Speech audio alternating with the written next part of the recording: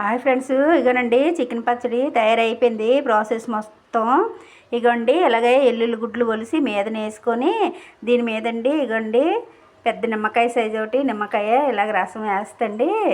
ఇలాగే వారం పైనేటండి 6 నెలల వరకు ఉంటుందండి చికెన్ పచ్చడి. ఈ మధ్య చేయలేదండి, వారం వారం చేసేవారమి, ఈ మధ్య చేయలేదు. ఇలా నిమ్మకాయ పిండి అలా ఎల్లుల్లి గుడ్లు వేసి లాస్ట్ ఫైనల్ అండి. ఇది నిమ్మకాయ, ఇంత పెద్ద నిమ్మకాయ పిండేసి వేస్తే అది 6 నెలల వరకు ఉంటుందండి. ఎంత ఒక నిమ్మకాయ పిండిసాను, ఫైనల్గా ఎల్లుల్లిపాయ గుడ్లు వేసానండి. ఇలా చేస్తే చాలా రోజులు అయింది కదండి చికెన్ తెచ్చి, ఈరోజు తెచ్చారు, అందుకే ఇలా సగం పచ్చడి సగం కూర ఇలా చేశానండి. ఇదండి చికెన్ పచ్చడి ప్రాసెస్. ఇగోండి సిల్లీ చికెన్ చేస్తున్నాను, సగం సిల్లీ చికెన్ ఇలా చేస్తున్నాను. ఓన్లీ సిల్లీ చేస్తున్నానండి. ఇలాగా మా అబ్బాయికి చాలా ఇష్టం అండి. ఇలాగా సగం ఏమొచ్చి ఇంకా దమ్ము బిర్యానీకి ఫ్రిడ్జ్లో పెట్టామండి, అది చేస్తాము.